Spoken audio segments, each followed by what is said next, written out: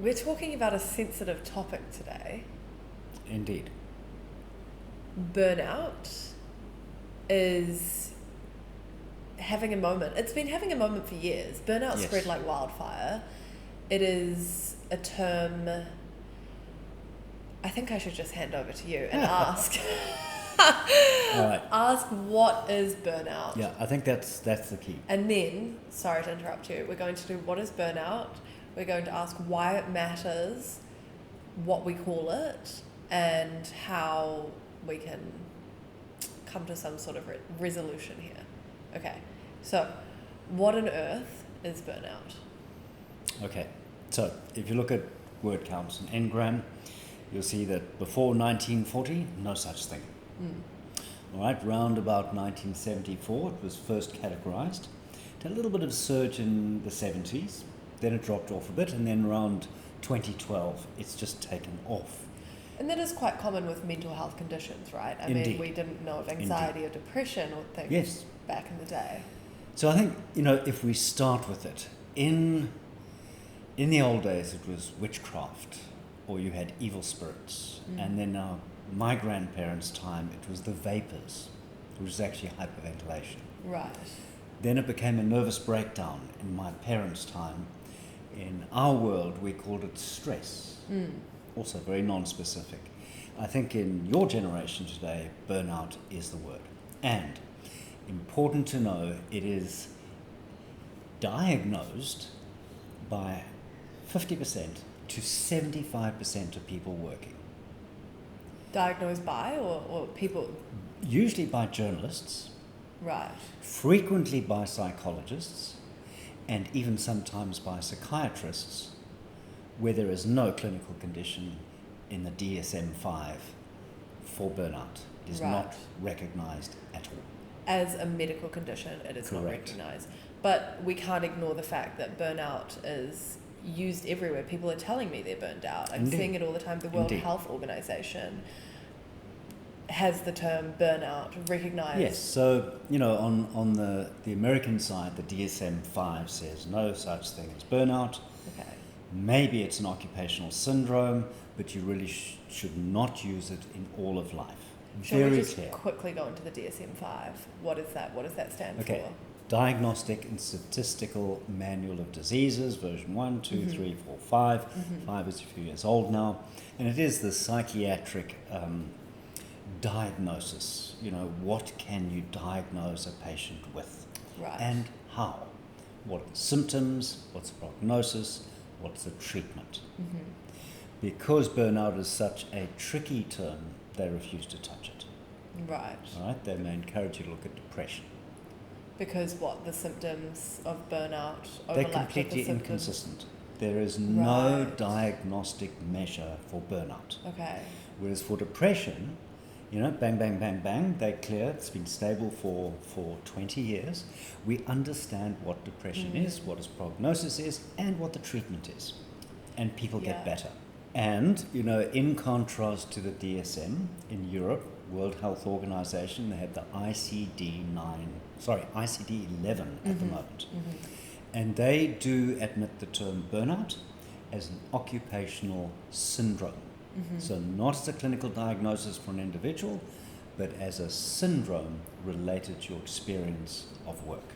Okay.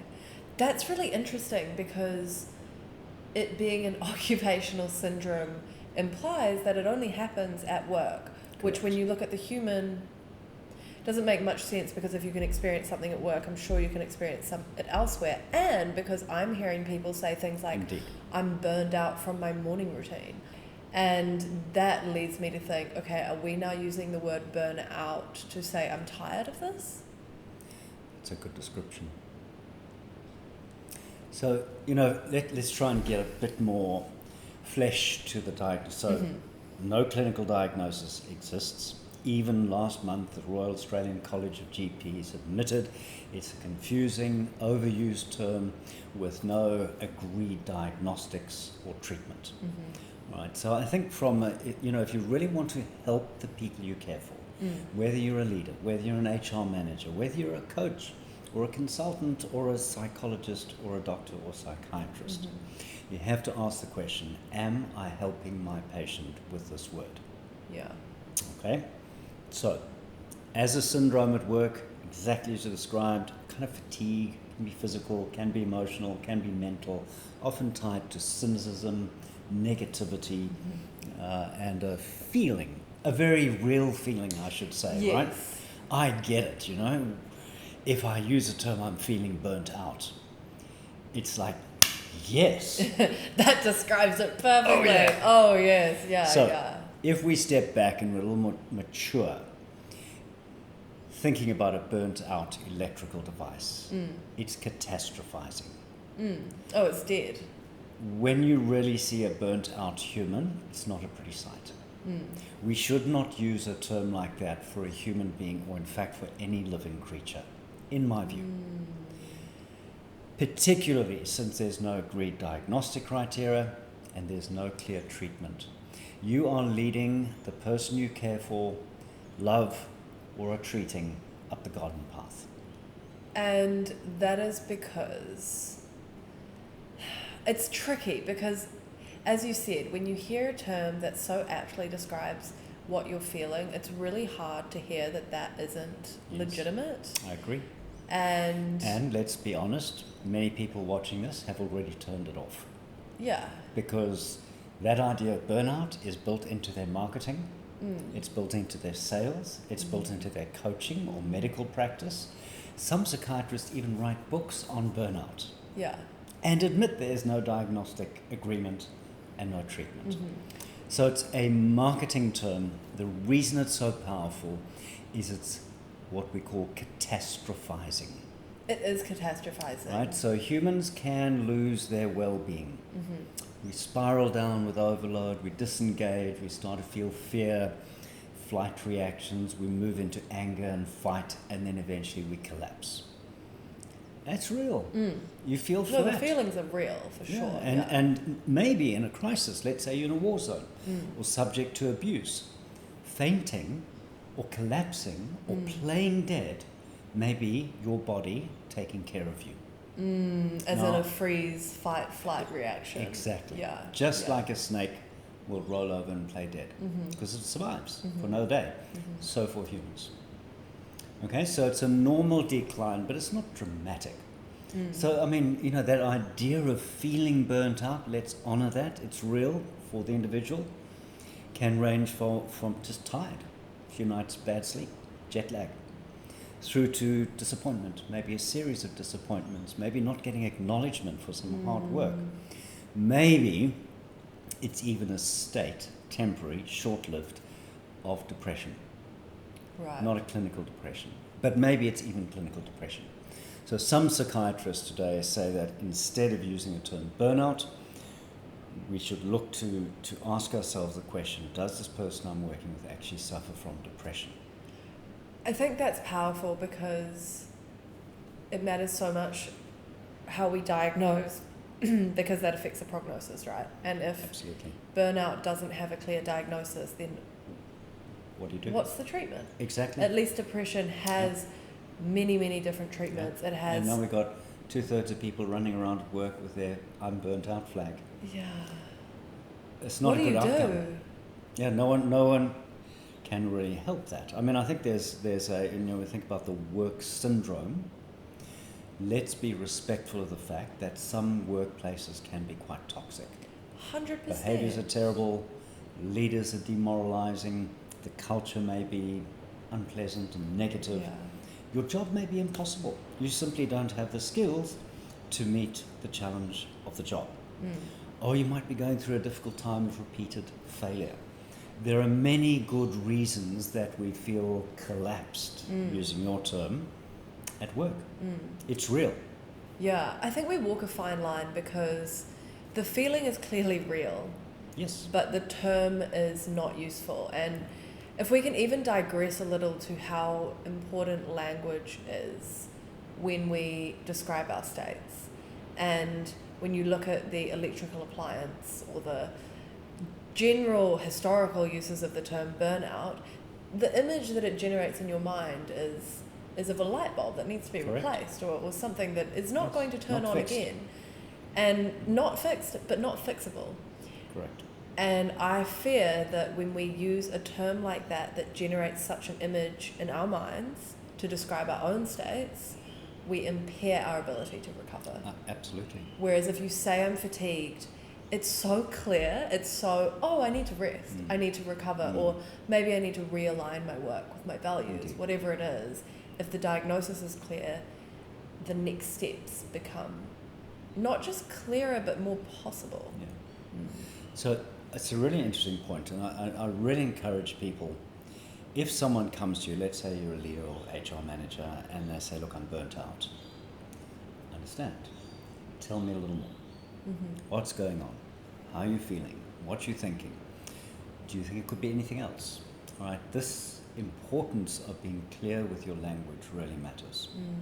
Unfortunately, because burnout is such a good marketing tool, let's imagine you're an HR manager presenting to the board. And you bring in the Employment Heroes thing that says 66% of Australians are burnt out. Yeah. Wow, that's how you get your budget. Likewise, if you're a resilience guru, or if you're a therapist or a coach, I treat burnout. It's a winner. It's a winner. Yeah. But it's, who's losing?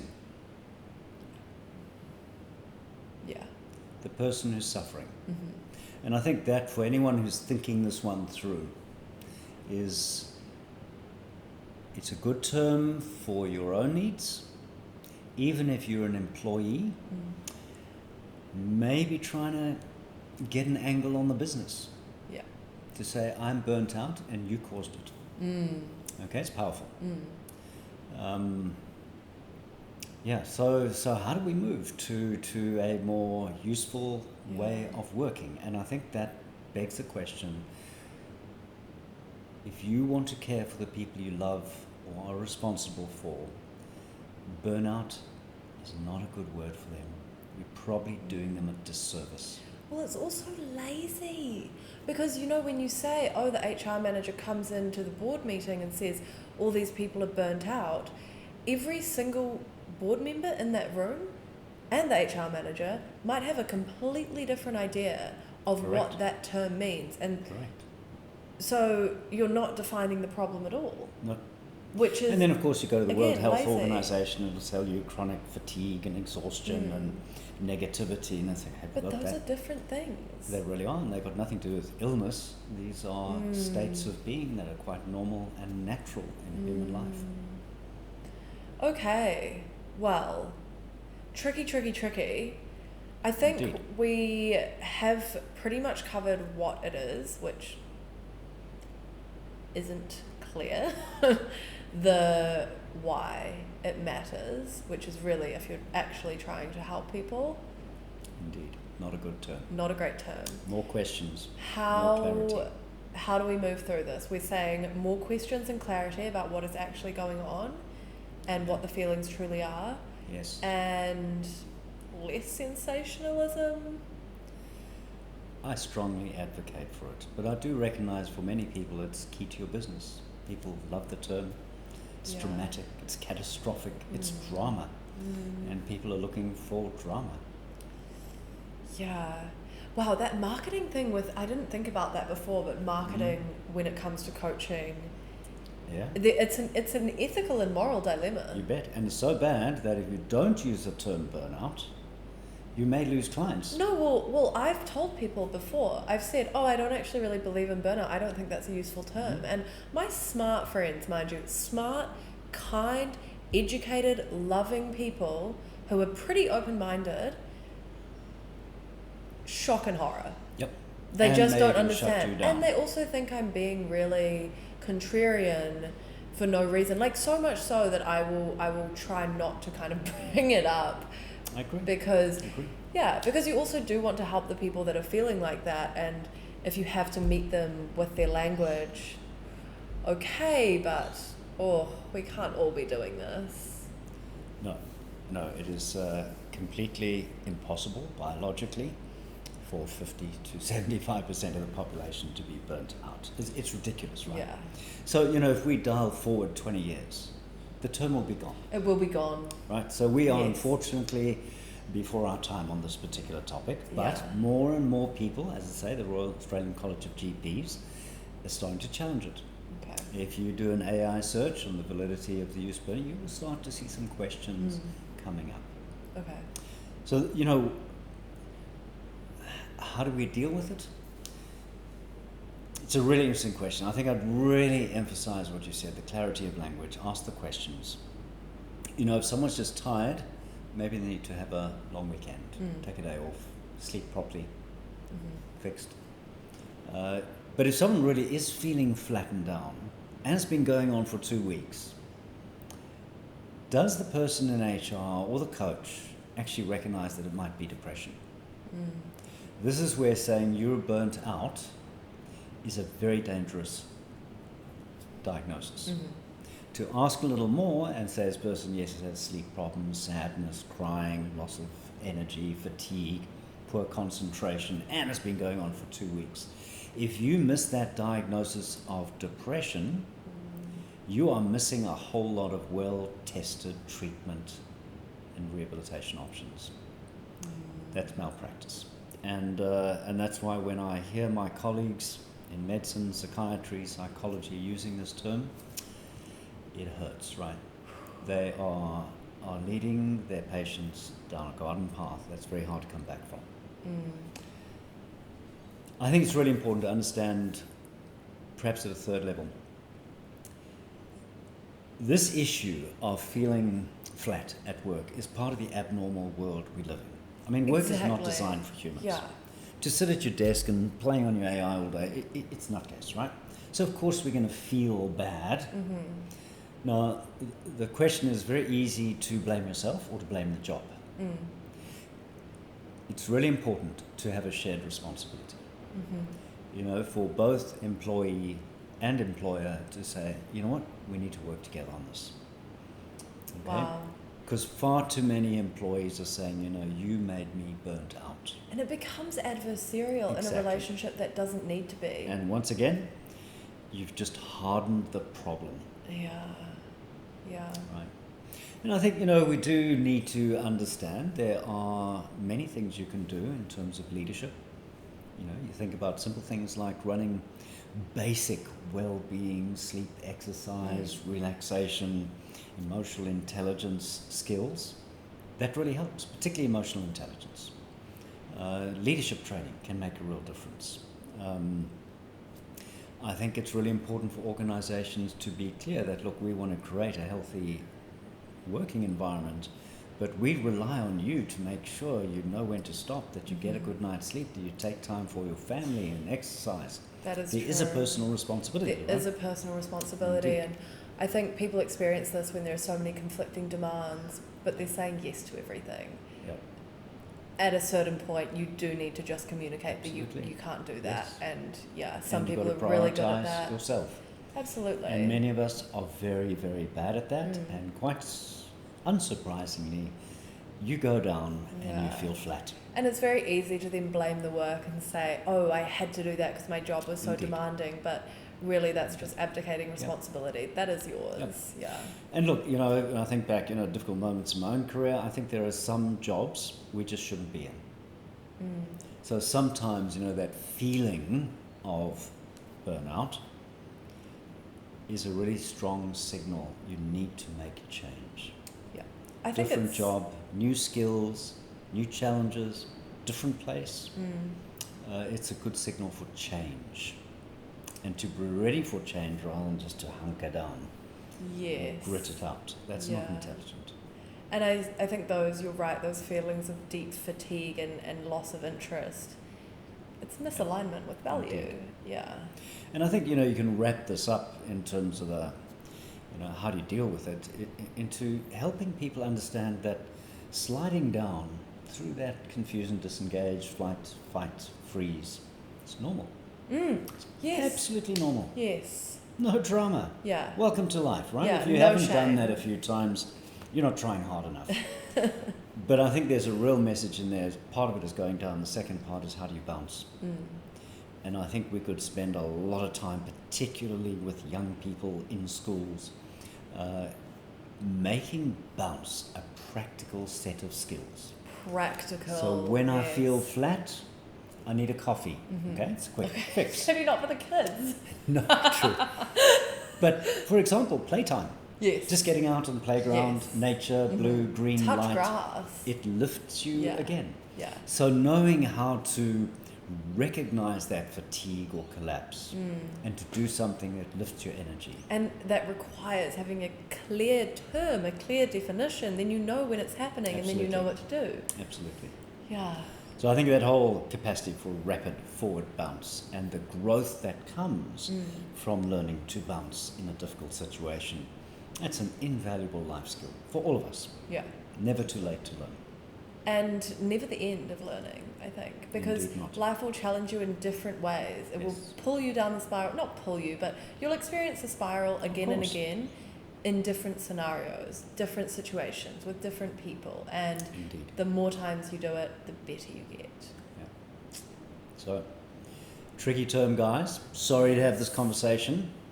Really encourage those of you who really care about people, just before you let the word burnout pop out of your mouth or onto your script, just check what you're actually saying and how much this will help the recipient. In general, I think we need to be much more careful. Thank you. Well said. Thank you, Laura. Thank you very much. And thank you, guys.